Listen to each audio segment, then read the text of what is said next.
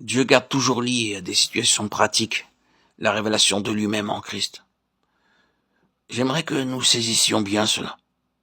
Dieu garde toujours lié à des situations pratiques la révélation que nous avons de lui-même en Christ. Vous et moi, nous ne pourrons jamais avoir une révélation à moins qu'elle ne nous soit nécessaire. Nous ne pouvons pas la recevoir comme une simple information. Ce serait une information, ce ne serait pas une révélation. Nous ne pouvons pas l'obtenir par l'étude. Lorsque l'Éternel donna la manne dans le désert, le symbole du Christ, le pain descendu du ciel, il précisa très fortement le fait qu'il ne fallait pas en recueillir un seul fragment de plus que le strict nécessaire pour les besoins de la journée. Car si la mesure du besoin immédiat était dépassée, le peuple serait atteint et frappé par la maladie et la mort.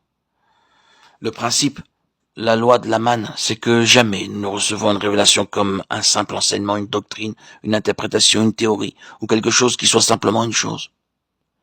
Cela signifie que Dieu nous placera, vous et moi, dans des situations où seule la révélation de Christ pourra nous aider et nous sauver. Nous remarquons que les apôtres reçurent leur révélation pour l'Église dans des situations pratiques. Ils ne se réunirent jamais autour d'une table, dans une sorte de conférence de la table ronde, pour élaborer un programme de doctrine et de pratiques religieuses pour les églises. Ils se mirent à leur travail et se trouvèrent bientôt en présence d'une situation désespérée. Et c'était dans une situation qui les pressait souvent jusqu'au désespoir, qu'ils criaient à Dieu et recevaient la révélation nécessaire. Le Nouveau Testament est la chose la plus pratique qui soit, parce qu'il est issu de situations pressantes. Le Seigneur donnait la lumière nécessaire à une certaine situation. Nous pourrions dire que la révélation de Christ dans des situations critiques est le moyen de maintenir Christ vivant, et le seul moyen par lequel Christ vit réellement pour les siens, dans leur propre expérience. Or, mes bien-aimés, c'est là la raison pour laquelle le Seigneur nous garde dans des situations qui sont dures, réellement dures.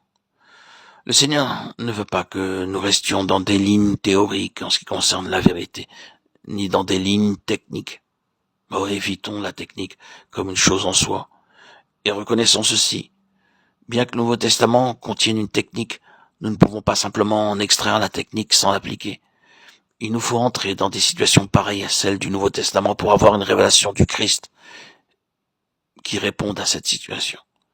C'est pourquoi la voie du Saint-Esprit à notre égard consistera à nous conduire dans des conditions, des situations et des besoins vivants et actuels dans lesquels seule une connaissance nouvelle du Seigneur Jésus pourra être notre délivrance, notre salut, notre vie, pour nous donner ensuite non pas la révélation d'une vérité, mais une révélation de la personne, et pour que nous en arrivions à voir Christ de la manière qui répondra précisément à notre besoin.